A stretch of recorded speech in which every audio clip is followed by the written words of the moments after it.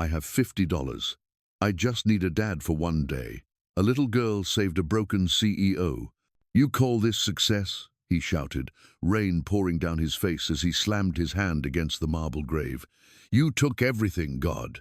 My wife, my daughter. What else do you want? Cameras flashed in the distance, capturing the fall of a man once worshipped by Wall Street itself.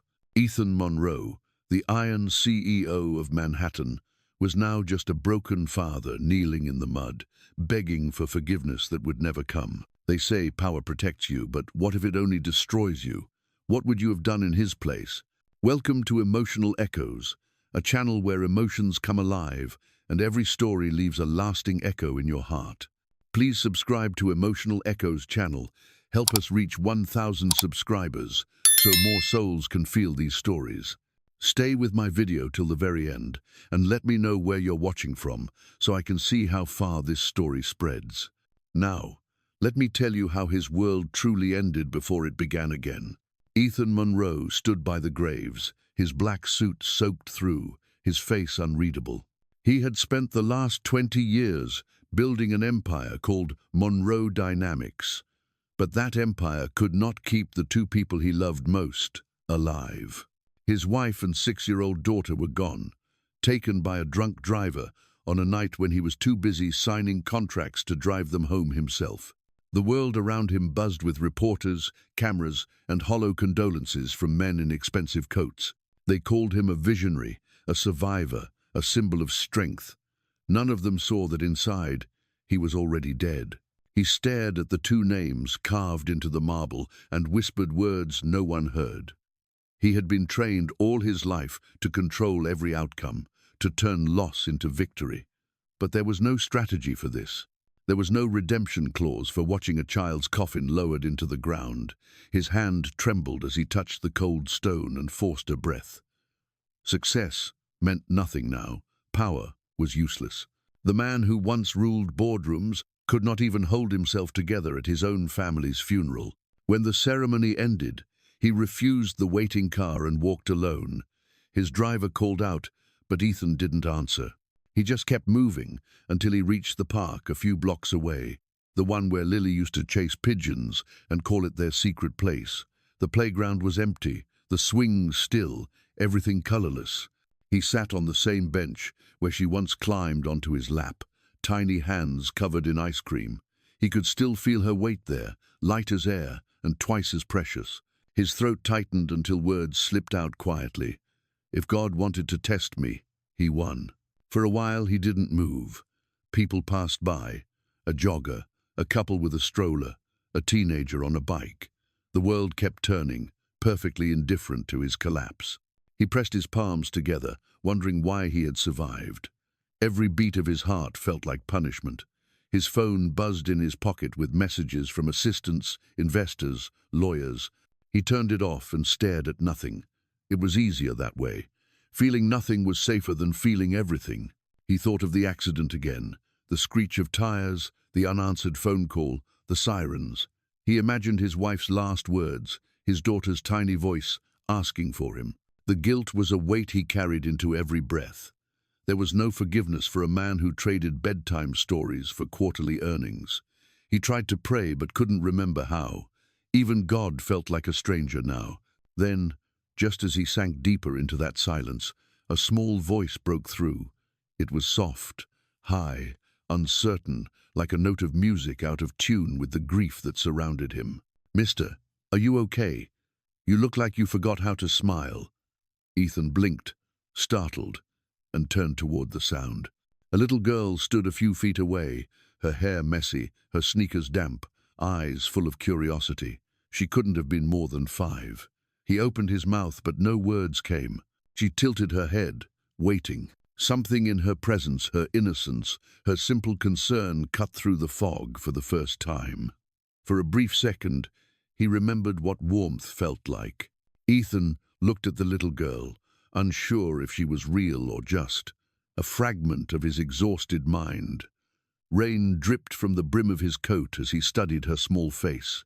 She held a cardboard wallet decorated with half-peeled glitter stickers, her fingers trembling but determined. When she spoke, Her voice cracked like she had practiced the line too many times, but still wasn't sure it would work in real life. "I have $50, she said. "I just need a dad for one day." For a moment, Ethan froze. The words didn't make sense. A father for one day? His mind tried to dismiss it as a prank or some strange coincidence. But then he saw the folded bills in her wallet wrinkled, carefully saved, like they were her greatest treasure. $50, the same amount he had once promised Lily for a charm bracelet he never bought. The memory stabbed through him like a knife. He swallowed hard, forcing air into his lungs. "Why would you need that?" he asked quietly. She looked down, toes scraping the wet pavement. "Because everyone at school has a dad," she whispered. "They talk about them all the time. Mine doesn't exist, so I thought maybe I could borrow one, just for a day." Ethan's first instinct was to step back, to tell her this was dangerous, that life didn't work that way. He opened his mouth to say no, but just then a boy nearby shouted, "Dad, look!" and ran into his father's waiting arms. The sound cut straight through him. That simple word, "Dad," echoed louder than the rain. He turned back to the girl. She was watching the same father and son, her eyes full of something between wonder and hurt. Something inside Ethan cracked. He had faced hostile boards, lawsuits, and funerals without flinching, but he couldn't look at this small girl's hopeful face and walk away. His voice trembled when he finally spoke. "You really think $50 can buy a dad for a day?"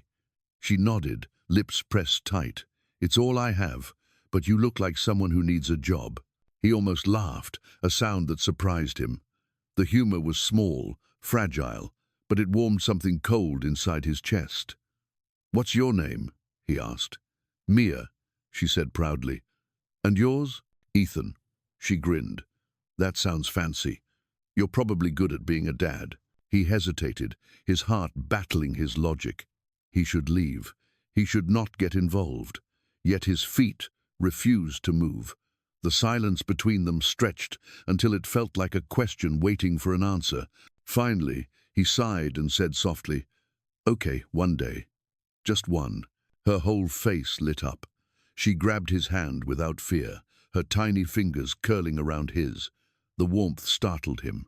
As they walked toward the park, Ethan felt the strangest thing, a pulse of life where there had been only emptiness. They stopped at a small ice cream stand, and she ordered a vanilla cone with rainbow sprinkles. He paid without thinking. She looked up at him and said, "Dads buy ice cream, right?" He nodded slowly. "I guess they do." When she laughed, it wasn't just sound, it was light breaking through clouds.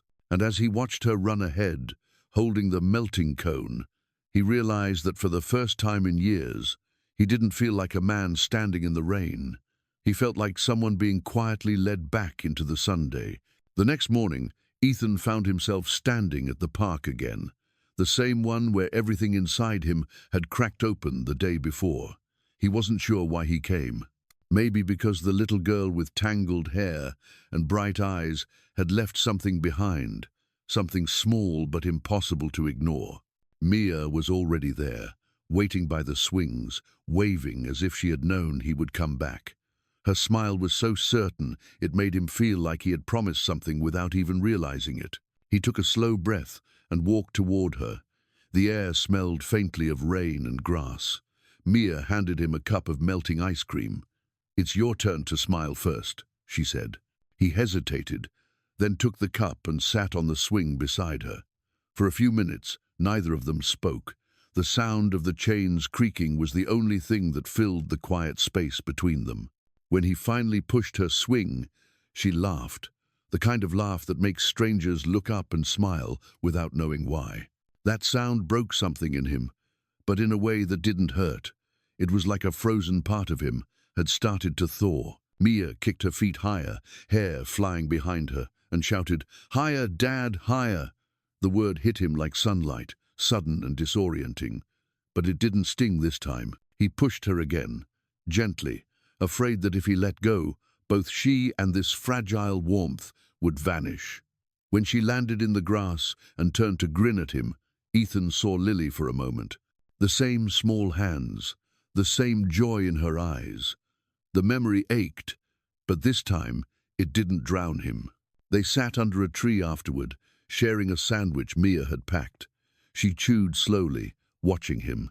"Why do you look sad even when you smile?" she asked. Ethan looked at the ground, tracing a line in the dirt with his shoe. "Because some smiles remember what they lost," he said quietly. Mia frowned, thinking hard, then nodded as if she understood more than any adult ever could. "Maybe that means your smile is brave," she said softly. He didn't respond, but his throat tightened with something close to gratitude.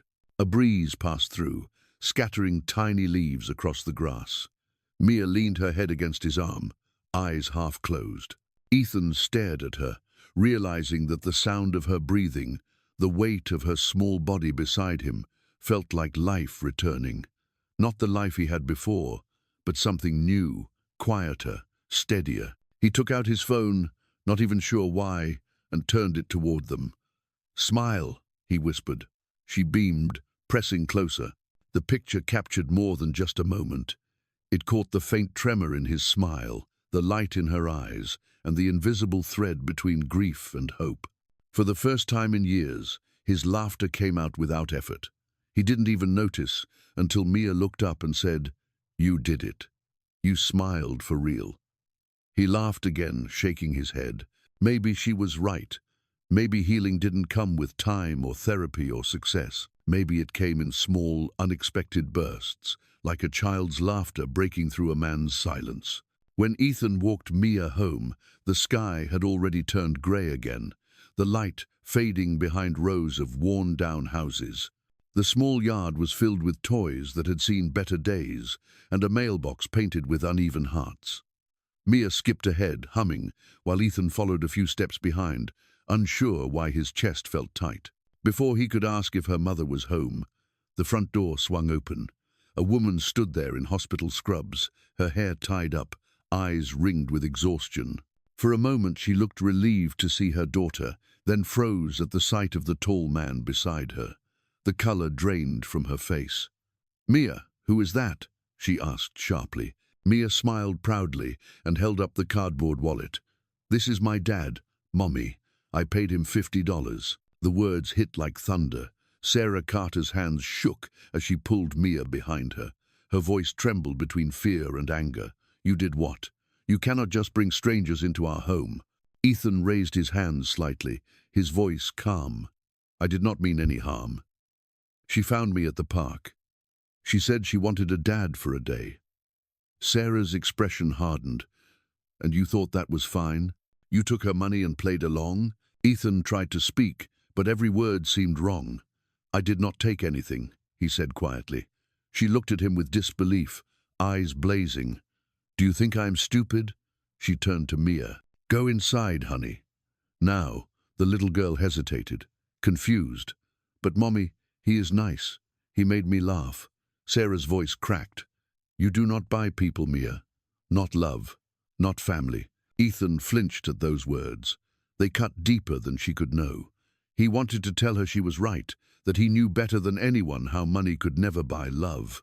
But the fear in her eyes stopped him cold. It was not anger for herself. It was fear for her child. He lowered his gaze, trying to steady his breath. "I understand," he murmured. "I am sorry for the confusion." Sarah watched him, heart pounding. She wanted to slam the door, but something in the way he stood there gave her pause. His shoulders were tense, his suit soaked from rain, and when he finally lifted his eyes, there was no threat in them, only grief. The kind of quiet pain she had seen before in hospital waiting rooms, in men who had already lost everything. For a moment, her anger faltered. The neighbors were starting to glance out from their windows. Sarah's hand tightened on the doorknob. "Please leave," she said, her tone softer but still guarded. Ethan nodded. "I will. But tell her, I am sorry if I scared her." He took a business card from his pocket and placed it gently on the porch railing. "My name is Ethan Monroe. You can check if you want. I am not dangerous." Mia clung to her mother's sleeve, tears pooling in her eyes. "Mommy, he was not bad. He just wanted to be kind." Sarah's throat tightened. She could not explain the world to her child tonight. She closed the door slowly, locking it as Ethan turned to walk down the path. His footsteps faded into the rain, steady, deliberate, and strangely heavy, as if he carried something too painful to name. Inside, Sarah leaned against the door, breathing hard. Mia sniffled beside her. "You are mad at me," she whispered. Sarah shook her head and pulled her close. "No, baby, I am just scared. Scared of the world and the people in it." Mia looked up, her voice trembling. "But he made me smile. You said smiling means your heart is happy." Sarah closed her eyes, her voice breaking. "I know, sweetie. I saw." Later that night, when the house was quiet, Sarah sat on the couch scrolling through Mia's phone. She found the photos her daughter had taken that day. Mia on the swing, laughing so hard her eyes disappeared. The man beside her was not smiling like a stranger. There was sorrow in his face, but also something tender, like a man remembering how to breathe again. Sarah pressed a hand to her mouth as her eyes filled. She whispered to the empty room, "Maybe I was wrong. Maybe he was not dangerous. Maybe he was just broken." Outside, Ethan sat in his car across the street, staring at the faint glow from their window. He saw the silhouettes of mother and child, the warmth he once had and lost. His hands tightened on the steering wheel. He had not meant to step into their lives. But somehow, in one brief afternoon, they had already stepped into his. Ethan returned to his apartment long after the streetlights had come on. The place was silent, spotless, and completely lifeless, like a museum built for someone who never intended to live there. He dropped his keys on the counter, the sound echoing through the empty rooms. Every surface shined, but nothing felt alive. He walked past the framed awards and the city skyline outside his window, reminders of everything he had once chased and everything that now meant nothing. He poured a glass of whiskey, but didn't drink it. Instead, he sat on the edge of the couch and stared at the television, his mind blank until he picked up the remote. The old home videos were still in a folder on his laptop, untouched for years. He clicked on one. The screen flickered to life, and there she was, Lily, his little girl, wearing a yellow dress, her voice clear and off-key as she sang, "You Are My Sunshine." His breath caught. Her laughter filled the room, the kind that used to make his whole world stop. Then came his wife's voice from behind the camera, teasing him to join in. He didn't. He had been too busy answering an email that night. The video ended abruptly, and the silence after it felt heavier than the air itself. Ethan leaned forward, pressing his palms into his face. The tears came without warning, hot and quiet. He had spent so long pretending grief could be managed like a business plan, that pain could be postponed until it fit into his schedule. But now it came all at once, sharp and merciless. He saw again the night it happened, his wife standing at the door, holding Lily's pink backpack. "You never show up, Ethan. Not for her, not for me." He remembered saying he just needed an hour to finish a deal. That hour had cost him everything. He turned off the laptop, but the song still echoed in his mind. He could still see Lily twirling, still see her small hands reaching for him. The guilt pressed down on his chest, like a weight he couldn't breathe under. All his life, he had believed love was a distraction, something that slowed men like him down. Now he understood the truth too late. Success had filled his pockets, but it had emptied his heart. He stood and walked to the window, looking out at the city lights blinking in the dark. They used to thrill him. Tonight, they looked like stars fading one by one. His voice was barely a whisper as he spoke to the reflection staring back at him. "Maybe I can't bring my daughter back, but I can keep another one from feeling alone." Ethan stood on the small porch the next morning, the cold air biting through his coat. He had barely slept. The teddy bear in his hand looked foolish now, and the note folded in his pocket felt even worse. Rain check for one more day. He almost turned around twice, but something inside him refused to leave it undone. For the first time in years, he wanted to make something right, even if it was small. The door opened halfway. Sarah stood there in the same scrubs, her face drawn, eyes wary but less angry than the night before. She noticed the teddy bear and frowned. "What are you doing here?" she asked quietly. Ethan held out the note, his voice calm. "I owe her another day." She blinked, unsure how to respond. Before she could speak, a small voice echoed from inside. "Mommy, who's at the door?" Mia appeared, clutching the bear he had given her last time. Her face lit up like sunlight breaking through clouds. "Daddy, you came back." The word made Sarah flinch, but she couldn't ignore the joy in her daughter's face. For a second, she saw herself as a child again, waiting by a window that never opened, for a father who never came home. The memory stung, soft and sudden, and when she looked at Ethan again, the edge in her eyes had faded. She stepped aside, hesitating. "Just for dinner," she said. Ethan nodded once, grateful. Inside, the house smelled faintly of soap and vanilla candles. Mia pulled him by the hand, already talking about school and her cat and how she learned to count backwards from 100. Sarah watched them, arms crossed, trying not to smile.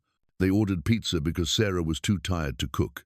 At the table, Mia talked endlessly, her stories tumbling out between bites. Ethan listened, nodding, laughing once or twice at her serious explanations about the world. Sarah found herself studying him quietly, the way he cut the pizza for Mia, the way he paused to listen, as if her every word mattered. It was strange, watching a man who seemed more used to boardrooms than bedtime stories fit so gently into their small kitchen. When dinner was over, Mia ran to her room and came back with a worn-out storybook.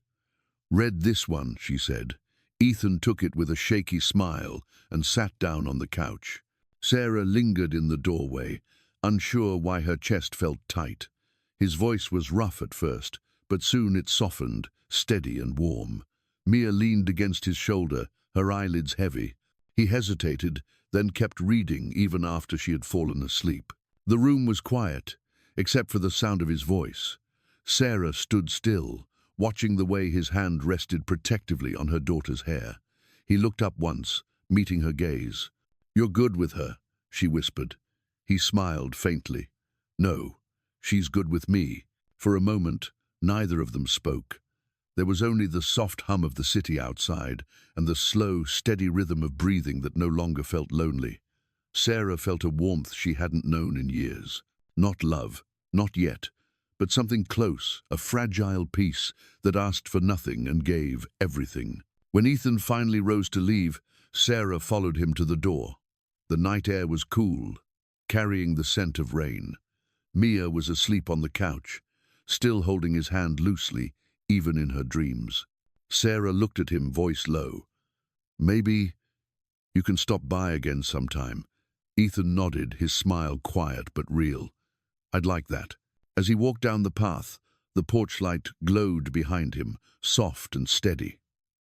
For the first time since the funeral, Ethan didn't feel like a man haunted by ghosts. He felt like someone being gently led home. For a few peaceful weeks, life had started to feel almost normal. Ethan visited often, always bringing small things for Mia. A sketchbook, a flower, a funny story. Sarah had begun to laugh again, cautiously but genuinely. The nights felt softer, and for the first time, Ethan believed that maybe broken people could build something whole. Then one morning, his phone buzzed before dawn. The first headline hit him like a punch. "Widowed CEO replaces dead family with single mom and her kid." Within hours, the story spread like wildfire. Tabloids published stolen photos of him pushing Mia on the swing, carrying pizza boxes, walking beside Sarah. The captions were cruel. "Billionaire buys love again." Corporate insiders whispered about his mental state. Investors called emergency meetings. Reporters camped outside his building, shouting questions about whether this was charity or delusion. By noon, his board demanded a statement.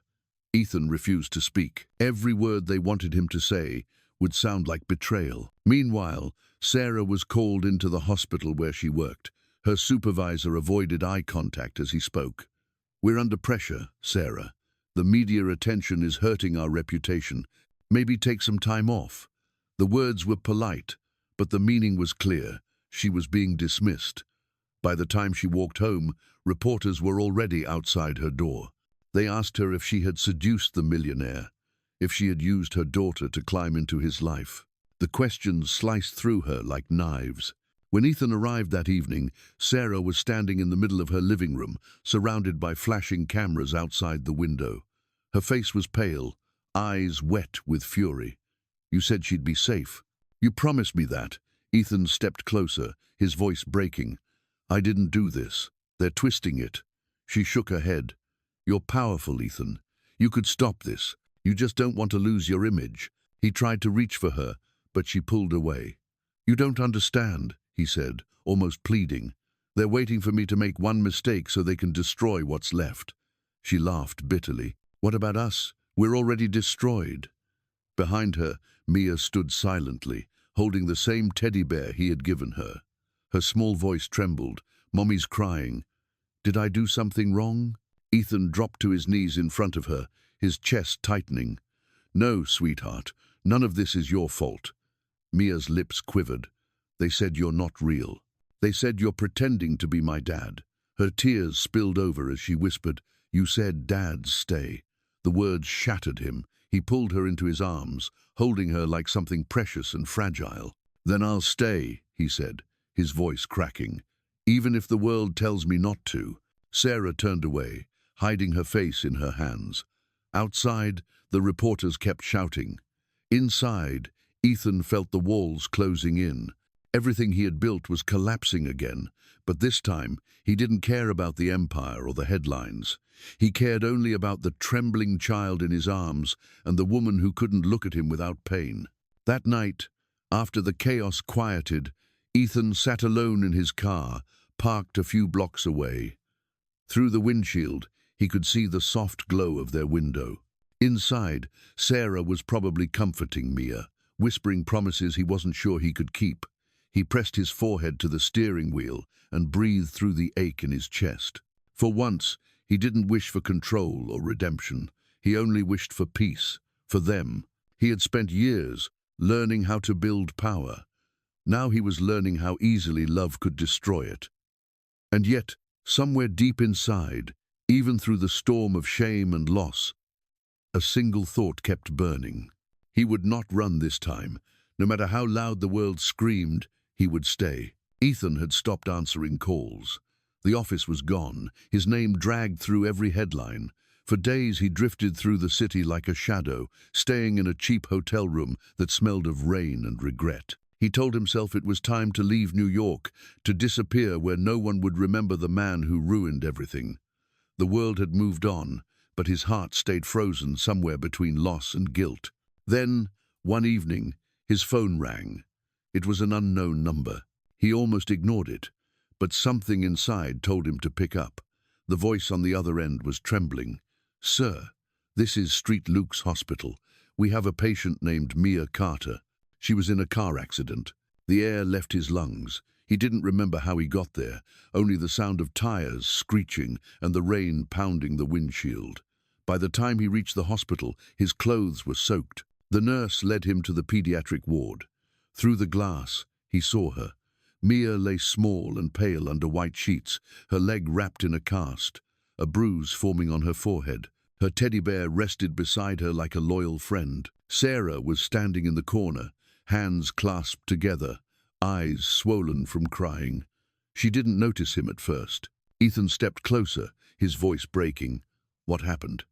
Sarah looked up, startled, then said quietly, "She ran into the street. She was looking for you." The words cut deeper than any headline. He approached the bed, heart hammering. For a moment, he thought she was asleep. Then her eyelids fluttered open. Her lips moved, faint but clear. "Daddy, I spent my $50 well, didn't I?" Ethan froze, his breath catching in his throat. Then his voice cracked into a sob. "You brought me back to life, kiddo. You really did." He sank into the chair beside her, holding her tiny hand, afraid that if he let go, she'd disappear like everything else he loved. Tears blurred his vision until all he saw was her fragile chest rising and falling. The room was silent except for the beeping of the monitor. Sarah stood by the door, watching. She had seen many fathers cry in hospitals, but never like this. There was no pride, no defense. Only a man stripped bare, begging silently for one more chance. Mia stirred again, her fingers curling weakly around his. "You're not leaving, right?" He shook his head, unable to speak. Sarah moved closer, her voice soft but steady. "She's been asking for you every night." Ethan looked up, eyes red. "I thought I was the one saving her," he whispered. "Turns out she was the one saving me." Sarah didn't reply. She simply sat down beside him, her shoulder brushing his. In that small hospital room, with rain tapping against the window, something unspoken passed between them. Hours went by. The doctors came and went. Mia slept peacefully now, her heartbeat steady. Ethan hadn't moved. He just sat there, tracing circles on her hand, whispering small promises she couldn't hear. When Sarah returned with coffee, he finally looked at her. "I lost my family once because I was too busy to hold on. I won't make that mistake again." Her eyes filled with tears. "You don't have to prove anything," she said. "Just stay. That's all she needs." He reached for her hand then, hesitant at first, as if afraid she would pull away. But she didn't.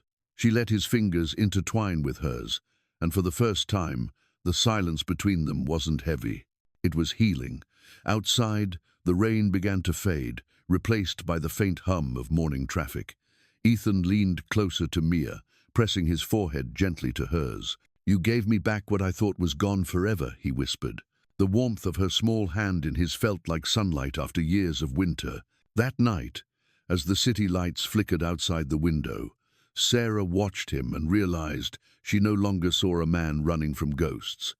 She saw a father, not by blood, but by choice.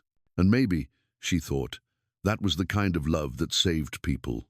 Months passed, and the storm around their names slowly faded. People moved on to new headlines, but Ethan, Sarah, and Mia quietly began to build something lasting. The hospital visits turned into park walks, the park walks into shared dinners, and soon the empty spaces in their lives began to fill again. One morning, Ethan stood on the balcony of his new office, looking out over Manhattan, holding a single photo on his desk. It was the one of Mia lying in the hospital bed, holding his hand. That moment had changed everything. Instead of rebuilding his old empire, he started something new. He called it Lily's Promise Foundation, named after his daughter. It was a promise to never let another child feel invisible, to give struggling families the kind of second chance life rarely offered. Sarah became the director, her gentle strength turning the idea into a movement. Mia, of course, became the little ambassador. Every time she walked into a room, people smiled. It was impossible not to. The day of the foundation's grand opening was bright and golden. The hall was filled with families, volunteers, and children holding sunflowers. Ethan stood beside Sarah and Mia on the stage, his voice calm but full of quiet emotion. Before he could speak, Mia tugged on his sleeve and whispered that she wanted to say something. He nodded, stepping back. The room fell silent as the little girl climbed onto the small stool in front of the microphone. She looked out at the crowd with wide, steady eyes and said softly, "I once paid $50 for a dad." The audience chuckled gently, some with tears already forming. She smiled, continuing, "But what I got was a forever family." The room went silent again, a silence heavy with feeling. Ethan stepped forward, resting a hand on her shoulder. "You gave me what money could never buy," he said, his voice breaking. "A reason to stay." The applause that followed wasn't loud or wild. It was warm, like a collective heartbeat. Cameras flashed, but Ethan didn't care about the headlines anymore. He cared about the laughter that filled the room, the sound of Sarah's quiet sniffle, the sight of Mia hugging a little boy who had just joined their program. It wasn't a perfect ending, but it was real. That evening, as the sun melted into gold over their small garden, the three of them sat outside. Mia was on the swing, legs kicking through the air, her laughter floating like music. Ethan pushed her gently while Sarah sat nearby with a book, occasionally glancing up to smile. The wind carried the scent of fresh-cut grass and the faint echo of children playing down the street. Ethan looked at them, his heart full, in a way he had never known before. The ghosts of the past no longer haunted him. They had become part of the light guiding him forward. Mia turned, her curls catching the sunset. "Daddy, higher," she called. He smiled. "Always." And as the camera faded on the warm, golden scene, a soft voice seemed to whisper over the image. "Some families are born, some are built, but the real ones are chosen every single day." He met her with nothing left to give, yet she gave him back everything he'd lost: hope, purpose, and the courage to love again. From a broken man at a graveside to a father who chose to stay, Ethan's story reminds us that family isn't only born, it's built with kindness, forgiveness, and love that refuses to leave. If this story touched you, share your thoughts below and tell me what part stayed with your heart. Subscribe, like, and share emotional echoes to help more souls feel these stories. Thanks for listening.